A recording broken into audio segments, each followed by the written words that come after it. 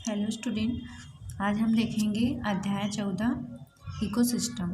इसको परितंत्र या पारिस्थितिक तंत्र के नाम से जाना जाता है। यहाँ पर जो परितंत्र है वो दो शब्दों से मिलकर बना हुआ है, पारि और तंत्र। तो पारि का मतलब होता है पर्यावरण। पारि का मतलब होता है पर्यावरण। तो पर्यावरण में एक तंत्र पाया जाता है, ठीक है। तंत्र का मतलब सिस्टम। तो पर्यावरण में दो घटक पाए जाते हैं, एक होता है जैविक घटक और दूसरा होता है अजैविक घटक। तो इस तरीके से यहाँ पर पर्यावरण में दो घटक उपस्थित होते हैं। एक होता है जैविक घटक जिसके अंतर्गत जंतु एवं पेड़ पौधे आते हैं। इसको जो भी जीवित जीव होते हैं वो जैविक घटक कहलाते हैं। अजैविक घटक में क्या होता है कि जितने भी निर्जीव होते हैं, ठीक है, निर्जीव जो जीव होते हैं वो सभी किस में आते हैं, अजैविक घटक में। जैसे कि हवा हो गया, पानी हो गया, जो भी खनिज तत्व हैं, कार्बन, ऑक्सीजन, जितने भी गैसें हैं वो सभी किसके अंतर्गत आती हैं, अजैविक के। तो इन दोनों के बीच में क्या होता है, एक संबंध होता है। जैसे कि जैविक के अंतर्गत आ जाता है प्लांट एवं जितने भी एनिमल्स उपस्थित होते हैं, ठीक है, पृथ्वी में जितने भी एनिमल्स हैं, प्लांट्स हैं, वो सभी जैविक घटक के अंतर्गत आते हैं। तो ये जैविक घटक अजैविक घटकों के ऊपर निर्भर रहते हैं। उसी तरीक़ा से इनका भी प्रभाव जैविक घटकों पर पड़ता है। तो यहाँ पर पर्यावरण में जो जैविक और अजैविक घटक उपस्थित होते हैं वो एक दूसरे से संबंध स्थापित करते हैं, ठीक है, और एक तंत्र का निर्माण करते हैं। इसी तंत्र को कहा जाता है पारितंत्र। क्लियर है कि पारितंत्र क्या होता है।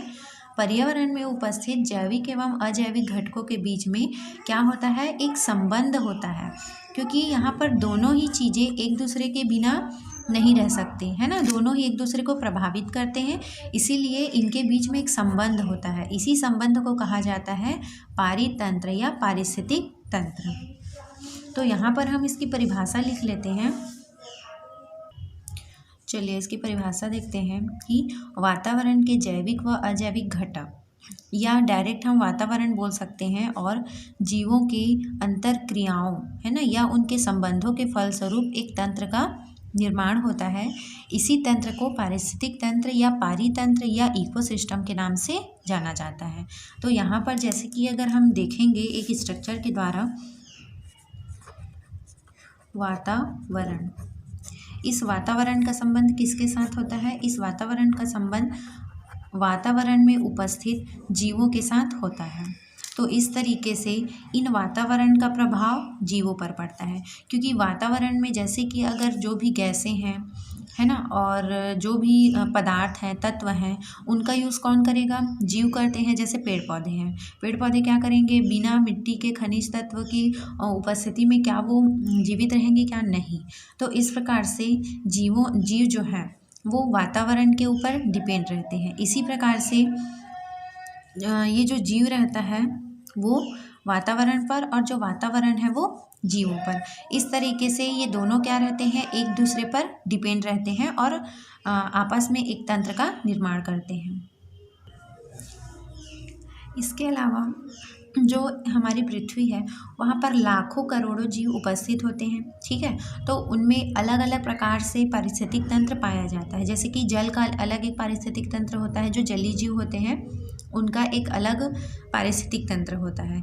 स्थल में रहने वाले जीवों का एक अलग पारिस्थितिक तंत्र होता है।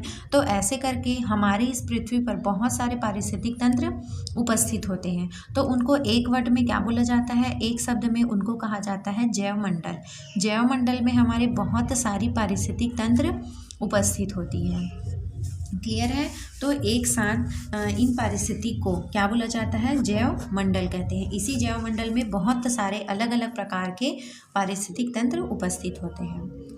चलिए आगे हम देखते हैं पारिस्थितिक तंत्र के प्रकार। चलिए आगे हम देखते हैं टाइप्स ऑफ इकोसिस्टम, पारिस्थितिक तंत्र के प्रकार।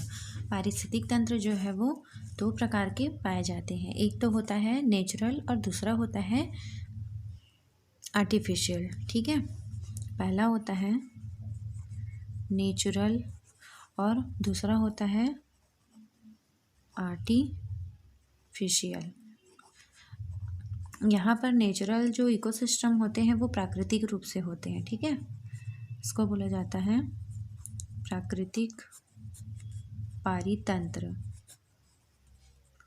और ये जो आर्टिफिशियल, इसको कहा जाता है कृत्रिम पारितंत्र। तो इस प्रकार से हमारे इस जैव मंडल में दो प्रकार के इकोसिस्टम उपस्थित होते हैं। एक होता है प्राकृतिक पारितंत्र और दूसरा होता है कृत्रिम पारितंत्र। प्राकृतिक पारितंत्र जो है वो प्राकृतिक रूप से बना होता है। इसके अंतर्गत दो पारितंत्र आते हैं, जैसे कि इसके अंतर्गत कितने पारितंत्र आते हैं, इसके अंतर्गत दो पारितंत्र आते हैं, जिसमें एक होता है जलीय पारितंत्र। ऐसा तंत्र जो जल में उपस्थित होता है, जैसे कि मछलियों के बीच में है ना, एक तालाब का पारितंत्र ले सकते हैं, एक नदी का ले सकते हैं, समुद्र का पारितंत्र ले सकते हैं, क्योंकि सब में जीव उपस्थित होते हैं और उनमें जो अजैविक घटक और जैविक घटक दोनों उपस्थित होते हैं। तो इस तरीके से प्राकृतिक रूप से जो पारितंत्र होता है उसमें पहला होता है जलीय पारितंत्र और दूसरा होता है स्थलीय पारितंत्र।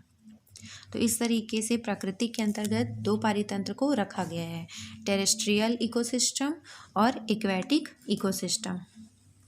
तो यहाँ पर जलीय पारितंत्र के अंतर्गत कौन कौन से आ सकते हैं पारितंत्र, तो इसके अंतर्गत दो होते हैं। एक तो स्वच्छ जल का पारिस्थितिक तंत्र होता है, ठीक है, स्वच्छ जलीय, और एक होता है समुद्रीय, ठीक है, समुद्रीय जलीय। इसका मतलब है कि जल में पारिस्थितिक तंत्र उपस्थित होता है तो जल भी दो प्रकार के होते हैं। एक तो स्वच्छ जल, इसके अंतर्गत नदी, तालाब, झील जो भी हैं उसमें उपस्थित जीवों के बीच में जो तंत्र पाया जाता है।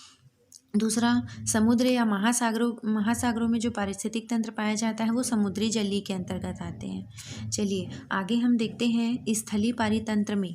तो स्थलीय पारितंत्र ऐसा पारितंत्र जो स्थल में होता है, तो इसके अंतर्गत बहुत से पारितंत्र आते हैं, जैसे कि घास का पारितंत्र होता है। इसके अलावा वन का पारितंत्र पाया जाता है। वनों में उपस्थित जीवों के बीच और वातावरण, उनमें जो जंगल होते हैं उनके बीच में जो तंत्र बनता है वो वन पारिस्थितिक तंत्र कहलाता है। इसके अलावा मरुस्थल में भी पारितंत्र पाए जाते हैं, मरुस्थलीय